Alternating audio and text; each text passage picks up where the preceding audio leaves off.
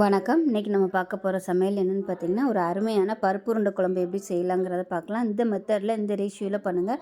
பருப்பு உருண்டை உடையவும் உடையாது, நல்ல டேஸ்ட்டாகவும் இருக்கும்.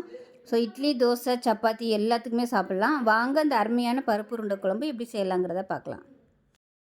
இப்போ ஒரு பவுல் எடுத்துக்கலாம். மெஷரிங் கப்பில் 1 கப் அளவுக்கு கடலைப்பருப்பு சேர்த்துக்கலாம். 1/2 கப் அளவுக்கு துவரம்பருப்பு, 1/4 கப் அளவுக்கு பாசிப்பருப்பு. இதை நல்லா 2-3 தடவை கழுவிட்டு நல்லா ஒரு 2 மணி நேரம் ஊற வச்சுட்டு பார்க்கலாம். இப்போ பாருங்கள், பருப்பு நல்லா ஊறிடுச்சு. இதில் பார்த்தீங்கன்னா காரத்துக்கு ஏற்ற மாதிரி ஒரு 7லேருந்து 8 வரமிளகாய் சேர்த்துருக்கேன். நான் வந்து ஃபஸ்ட்டு சொல்ல மறந்துட்டேன், அதுக்கப்புறம் ஊற போட்டிருக்கேன். இப்போ வந்து தண்ணி நல்லா வடிய விட்டுக்கலாம். தண்ணியோட அரைச்சோம்னா குழக்குழன்னு ஆயிரும், அதனால் தண்ணி நல்லா வடிய விட்டுக்கலாம். ஒரு 5 நிமிஷம் நல்லா தண்ணி வடியட்டும். வடிஞ்சதுக்கப்புறம் பார்க்கலாம்.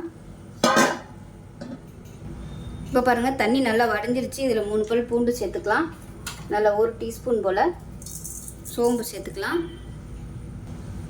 கொஞ்சமாக உப்பு சேர்த்துக்கலாம். கொஞ்சமாக பெருங்காயம் சேர்த்துக்கலாம். இதிலே பெருங்காயம் சேர்த்தோம்னா நல்லா வாசனையாக இருக்கும். இப்போ இது எல்லாத்தையும் மிக்ஸி ஜாரில் சேர்த்து நல்லா அரைச்சிக்கலாம். ரொம்ப நைஸாக அரைக்கக்கூடாது, கொஞ்சம் நெரு இருக்கிற மாதிரி அரைச்சிட்டு பார்க்கலாம். இப்போ பாருங்கள், நல்லா அரைச்சிட்டு வந்தாச்சு. இப்போ இதில் நல்லா 1 கைப்பிடி அளவுக்கு பொடியாக கட் பண்ண வெங்காயம் சேர்த்துக்கலாம். நான் வந்து சாப்பரில் போட்டதுனால நல்லா அந்த அளவுக்கு பொடியாக கட் பண்ணியிருக்கேன். இப்போ அதே மாதிரி பொடியாக கட் பண்ண கொத்தமல்லி எல்லாம் சேர்த்துக்கலாம். இப்போ இதில் தேங்காய் துருவல் சேர்த்துக்கலாம். அதில் ஒரு 5 டேபிள் ஸ்பூன் அளவுக்கு துருவின தேங்காய் சேர்த்துக்கலாம்.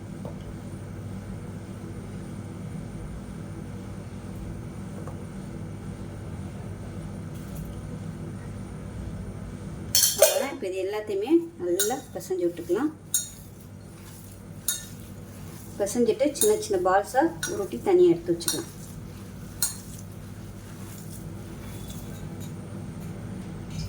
இப்போ பாருங்கள், உருண்டைகள் எல்லாமே உருட்டி எடுத்துகிட்டு இப்போ நம்ம குழம்பு தாளிச்சு விட்டுலாம். இப்போ ஒரு பேன் எடுத்துக்கலாம். தேவையான அளவுக்கு எண்ணெய் விட்டுக்கலாம். கடலெண்ணெய் இல்லை நல்லெண்ணெயில் செய்யுங்க, அப்போ தான் பருப்பு உருண்டை குழம்பு நல்லாயிருக்கும். எண்ணெய் நல்லா சூடானதும் 1 டீஸ்பூன் போல் கடுகு சேர்த்துக்கலாம். 1 டீஸ்பூன் போல் வெந்தயம் சேர்த்துக்கலாம்.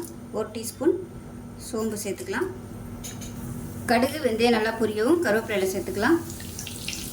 கொஞ்சமாக பெருங்காயம் சேர்த்துக்கலாம். இப்போ இது கூடவே பொடியாக கட் பண்ண வெங்காயம் சேர்த்துக்கலாம். நான் வந்து இன்றைக்கி பெரிய வெங்காயம் எடுத்திருக்கேன், நீங்கள் சின்ன வெங்காயம் சேர்க்கறனாலும் சேர்த்துக்கோங்க. இப்போ இதில் ஒரு 4 பல் பூண்டு சேர்த்துக்கலாம். அந்த முழுசு அப்படியே சேர்த்துட்டு நீங்கள் தட்டிட்டு சேர்த்திங்கனாலும் நல்லாயிருக்கும். சின்ன வெங்காயத்தை முழுசாக நறுக்கி அப்படியே வதக்குனீங்கனாலும் உங்களுக்கு டேஸ்ட்டு நல்லாயிருக்கும். இப்போ பாருங்கள், வெங்காயம் நல்லா வதங்கிடுச்சு. பொடியாக கட் பண்ணதுனால சீக்கிரமாகவே வதங்கிடுச்சு. இப்போ இதில் வந்து குழம்புத்தூள் சேர்த்துக்கலாம். நான் வந்து வீட்டில் அரைச்சி வச்சு சேர்த்துருக்கேன். நீங்கள் எது யூஸ் பண்ணுறீங்களோ அதை வந்து சேர்த்துக்கோங்க. ஒரு 4 டேபிள் ஸ்பூன் சேர்த்துருக்கேன். இப்போ மிளகாத்தூள் சேர்த்துக்கலாம். காரத்துக்கு தகுந்த மாதிரி சேர்த்துக்கலாம். ஒரு 2 ஸ்பூன் அளவுக்கு சேர்த்துருக்கேன். காரத்தை பார்த்துக்கிட்டு சேர்த்துக்கோங்க. இப்போ நல்லா எண்ணெயில் வதக்கி விட்டுக்கலாம். எண்ணெயில் நல்லா வதங்கிடுச்சு. மீடியம் சைஸாக ஒரு 3 தக்காளி மிக்சியில் அடித்ததை சேர்த்துக்கலாம். சேர்த்து இதையும் நல்லா எண்ணெய் புரிஞ்சு வர அளவுக்கு வதக்கி விட்டுக்கலாம். இப்போ தக்காளி நல்லா வதங்கிடுச்சு. இப்போ தேங்காய் பேஸ்ட்டு சேர்த்துக்கலாம்.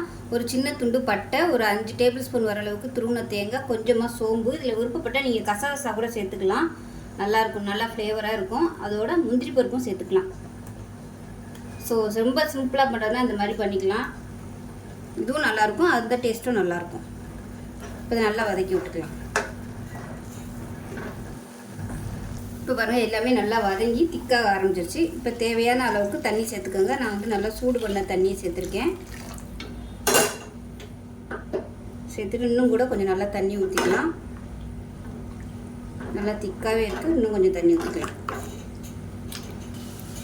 இப்போ இதில் தேவையான அளவுக்கு புளி தண்ணியும் கரைச்சி ஊற்றிக்கலாம். டேஸ்ட் பண்ணி பார்த்துக்கிட்டு தண்ணி தேவைப்பட்டுச்சுன்னா புளி தண்ணி ஊற்றிக்கோங்க. இப்போ உப்பு சேர்த்துக்கலாம். இப்போ எல்லாமே நல்லா கலந்து கொதிக்கட்டும். இப்போ அதை மூடி வச்சோம்னா நல்லா கொதிக்கட்டும். இப்போ பாருங்கள், குழம்பு நல்லா கொதிச்சுட்டு இருக்குது. இதில் வந்து கொஞ்சோண்டு பருப்பு உருட்டி வச்சுருந்த பருப்பில் வந்து கொஞ்சோண்டு எடுத்து இதை கரைச்சி விட்டுக்கலாம். உங்களுக்கு வந்து பருப்பு உருண்டை குழம்பு இன்னும் நல்லா ஃப்ளேவராக டேஸ்ட்டாக இருக்கும். இதை வந்து நல்லா கலந்து விட்டுருங்க. நல்லா கலந்து விட்டுட்டு இப்போ பாருங்கள் எண்ணெயெலாம் அப்படியே மிதக்க ஆரம்பிக்குது. இந்த ஸ்டேஜில் குழம்பு வந்து ரெடி ஆயிடுச்சுன்னு அர்த்தம், நல்லா வெந்துருச்சுன்னு அர்த்தம். இப்போ நல்லா அடுப்பு குறைச்சி வச்சுட்டு நம்ம உருட்டி வச்சுருக்கிற இந்த உருண்டை எல்லாத்தையுமே சேர்த்துடலாம். அடுப்பு நல்லா குறைச்சிருக்கணும். இப்போ ஒன்று ஒன்றா சேர்த்துக்கலாம். போட்டுட்டு கிளறக்கூடாது, அந்த கொதியிலே வந்து உருண்டை வேகணும்.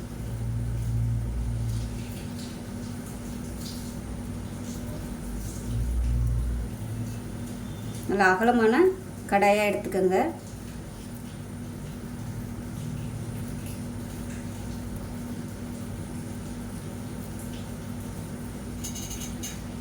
இப்போ பார்த்தீங்கன்னா கிளறக்கூடாது, கடாயை எடுத்து லேசாக இந்த மாதிரி சுரட்டி விட்டுட்டு அப்படியே விட்டுருங்க.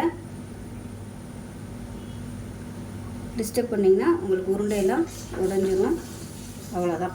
அதை அப்படியே மூடி வச்சுன்னா குறைவான தீயிலே அப்படியே இருக்கட்டும். இப்போ குழம்பு எப்படி இருக்குன்னு பார்க்கலாம். பாருங்கள் சூப்பராக வந்துருச்சு. இப்போ மேலாப்பில் கொத்தமல்லியில் சேர்த்துட்டு அமர்த்திடலாம். இது வைக்கையில் கொஞ்சம் லைட்டாக தண்ணியாகவே வச்சுக்கோங்க, ஏன்னா ஆற பருப்பு சேர்த்துருக்கிறதுனால நல்லா கெட்டியாகிட்டே வரும். இப்போ அமர்த்திடலாம். அவ்வளோதான். அருமையான பருப்பு உருண்டை குழம்பு ரெடி ஆயிடுச்சு. பார்த்தீங்கனாலே தெரியும் பருப்பெல்லாம் கூட உடையலை, நல்லா சூப்பராக வந்துருச்சு. ஆனால் போடையில் மட்டும் நீங்கள் நல்லா அகலமான கடாயாக போட்டுக்கணும். அப்போ தான் உங்களுக்கு பருப்பு உருண்டை நல்லா கலங்க மர வேகிறதுக்கு கரெக்டாக இருக்கும். ஒரு பருப்பு வந்து குழம்புல போட்டோடனே ஊற ஆரம்பிக்கும். ஊற ஆரம்பிக்கும் போது நமக்கு வந்து கேப் இருக்கும் இடம், இல்லைன்னா உங்களுக்கு வந்து உடையும்.